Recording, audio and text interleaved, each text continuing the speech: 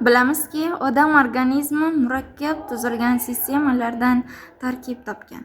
Bu murakkab sistemalardan biri immunitet hisoblanadi. Odam tanasi organizmni tashqi ta'sirlardan himoya qiladi, lekin u qachondir shikastlanishi mumkin. Unda organizmga bakteriyalar kirishi kuzatiladi.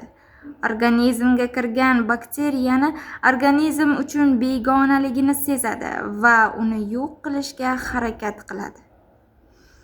Bunda ko'p hujayralar qatnashadi. Ulardan biri makrofag hisoblanadi. Makrofag bakteriyani begona organizmdek qabul qiladi va uni o'rab oladi.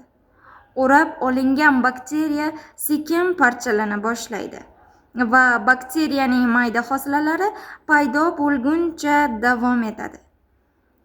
Bu parchalar makrofag yuzasiga joylashadi.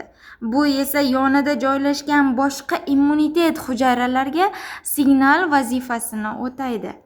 Ya'ni organizmga begona bo'lgan organizmlar borligidan xabar beradi. Makrofag bu vaqtda sitokinin ishlab chiqara boshlaydi. Sitokinlar retseptorlarga borib yopishadi. Sitokinlarning o'zining maxsus formasi mavjud bo'lib, faqat o'ziga mos retseptorga borib yopishish xususiyatiga ega. Shundan so'ng sitokinlar hisobiga organizmning bakteriya tushgan joyida makrofaglar soni ko'payishi kuzatiladi. Va ular bir pozitsiyada bakteriyalarga qarshi kurasha boshlaydi. Agar bakteriyalar soni ko'p bo'lsa, bakteriyalarni yo'q qilishni iloji bo'lmay qoladi. Shu sababdan ham makrofag yaqin joylashgan limfa tugunlariga boradi. Limfa tugunlari organizm immunitetining muhim qismi hisoblanadi. Bu yerda organizmning juda ko'p hujayralari to'planadi. Organizmning bakteriya bilan zararlangan makrofag hujayrasi T va B limfositlari bilan kontaktga kirishadi. T va B hujayralar yuzasida joylashgan retseptorlarga makrofagdagi bakteriyalarning parchasi tegishi orqali aktivlashadi.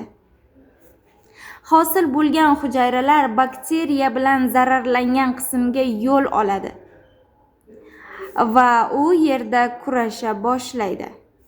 Ularning makrofaglarga ko'proq sitokinlar ishlab chiqarishi uchun yordam beradi. Bu esa yanada ko'proq immunitet hujayralari bakteriya bilan zararlangan qismga chiqarilishini kuzatish mumkin. Aktivlangan B hujayralar bakteriya uchun maxsus antitela ishlab chiqaradi. Organizmda bakteriyalar butunlay tozalangandan so'ng ham aktivlangan hujayralar saqlanib qoladi. Va yana bakteriya qachondir hujum qilganda bu hujayralar unga qarshi tayyor turadi.